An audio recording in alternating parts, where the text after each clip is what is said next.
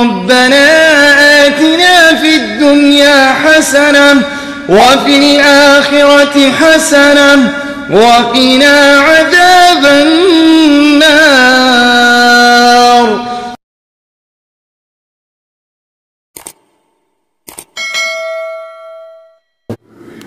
اور اللہ کے نبی جناب محمد رسول اللہ صلی اللہ علیہ وسلم کی حدیث ہے کل ابن آدم خطاء وخیر الخطاء التوابون، کہ لوگو آدم کی اولاد تمام کے تمام گنہگار ہے، خطا کار ہے، لیکن ان میں سب سے بہترین گنہگار وہ ہے جو توبہ کرنے والے ہیں، جو اپنے گناہوں پہ پشیمان ہوتے ہیں، شرمندہ ہوتے ہیں،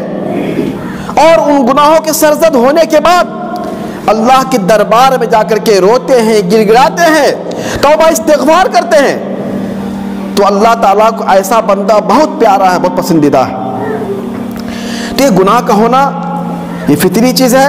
لیکن گناہ پہ ڈٹے رہنا، گناہ پہ اصرار کرنا، گناہ پہ مصر رہنا یہ اللہ کو پسند نہیں ہے۔ تو اللہ تعالیٰ نے اور اللہ کے نبی جناب محمد رسول اللہ صلی اللہ علیہ وسلم نے ہمارے لیے بے شمار ایسے مواقع، ایسے راستے بتلائے ہیں کہ جن راستوں کو اختیار کر کے، جن راستوں پہ چل کر کے ہم اپنے گناہوں کو اللہ کے یہاں بخشوا سکتے ہیں، گناہوں سے اپنے آپ کو پاک صاف کر سکتے ہیں، اور کل قیامت میں اللہ کی دربار میں جب ہم پیش ہوں تو ہم گناہوں سے بالکل دور ہوں، پاک صاف ہوں، تاکہ اللہ کی نعمتیں، اللہ کی رحمتیں، اللہ کی نوازشیں اور اللہ کی سب سے بڑی نعمت جنت کے ہم حقدار بن سکیں۔ تو آئیے قرآن و حدیث کی روشنی میں ان اعمال میں سے چند اعمال کا میں تذکرہ کروں گا جن کی وجہ سے اللہ تعالی ہمارے گناہوں کو بخش دیتا ہے۔ ہماری زندگی صبح سے شام تک گناہوں میں ڈوبی رہتی ہے، کتنے گناہ ہم کرتے رہتے ہیں، کچھ گناہ تو ہم جان بوجھ کے کرتے ہیں، اور کچھ گناہ ایسے ہیں جو ہم سے انجانے میں ہو جاتے ہیں، ہمیں پتہ بھی نہیں ہے گناہ ہے لیکن وہ گناہ ہو جاتا ہے۔ تو اللہ تعالیٰ دونوں طرح کے گناہ، چاہے صغیرہ گناہ ہو، کبیرہ گناہ ہو، ان دونوں کو مٹانے والے اعمال اللہ نے ہمیں دیے ہیں، جن کو ہم کریں تو انشاءاللہ اللہ ہمارے گناہوں کو معاف کر دے گا۔ پہلا عمل جو اللہ نے ہمارے لیے مقرر کیا ہے وہ ہے ایمان اور عمل صالح۔ ایمان اور عمل صالح گناہوں کو مٹانے کا سب سے بڑا موجب ہے، سب سے بڑا ہتھیار ہے۔ ایمان یہ سب سے بڑا ہتھیار ہے۔ ایک آدمی ایمان کی حالت سے پہلے مسلمان نہیں ہے، مومن نہیں ہے، حالت ایمان سے پہلے جتنے بھی گناہ کیے انہوں نے، چھوٹا گناہ ہو، بڑا گناہ ہو، صغیرہ ہو، کبیرہ ہو، حقوق اللہ، حقوق العباد ہو، جو بھی گناہ کی جو بھی شکل ہو وہ انہوں نے کیا ہے اگر، اور پھر جب اللہ اسے ایمان کی توفیق دیتا ہے، ایمان کی دولت سے وہ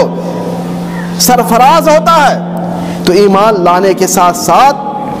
ان کے تمام گناہ کو اللہ معاف کر دیتا ہے، تمام گناہوں کو معاف کر دیتا ہے۔ تو ایمان سب سے بڑا ہتھیار ہے گناہوں کو مٹانے کا، گناہوں کو معاف کرانے کا، گناہوں کو ختم کرنے کا۔ اور دوسری چیز ہے عمل صالح، نیک اعمال۔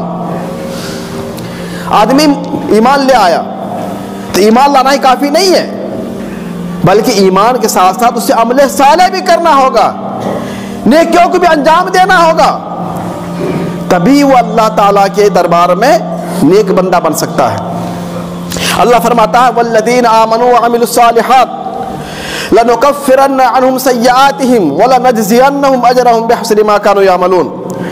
کہ وہ لوگ جو ایمان لائے اور ایمان لانے کے ساتھ ساتھ عمل صالح بھی کیا، نیک عمل بھی کیا، تو اللہ فرماتا ہے لنکفرن عنہم سیئاتہم، ان کے ایمان لانے کی بنا پر، عمل صالح کرنے کی بنا پر، نیکیوں کو انجام دینے کی بنا پر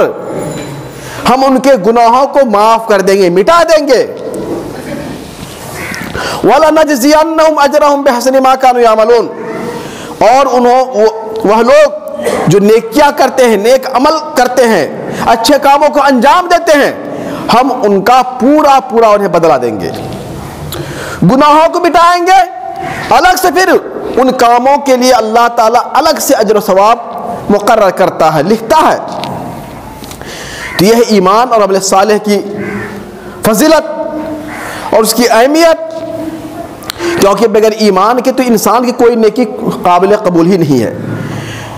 ایمان کے بغیر اللہ کے یہاں کوئی بھی نیکی قابل قبول نہیں ہے۔ ایمان قبولیت کے لیے، عمل کی قبولیت کے لیے اولین شرط ہے ایمان۔ بغیر ایمان کے آدمی کچھ بھی کر لے، کتنے اچھے اچھے کام انجام دے، خیر و بھلائی کام انجام دے، رفائی کام کرے، سوسائٹی معاشرے میں لوگوں سے اچھا معاملہ کرے، کچھ بھی کرے، اگر وہ ایمان کی دولت سے محروم ہے، ایمان کی دولت سے دور ہے، تو ان کی یہ نیکیاں کل قیامت میں اللہ تعالیٰ کے یہاں کچھ بھی معنی نہیں رکھتی ہیں۔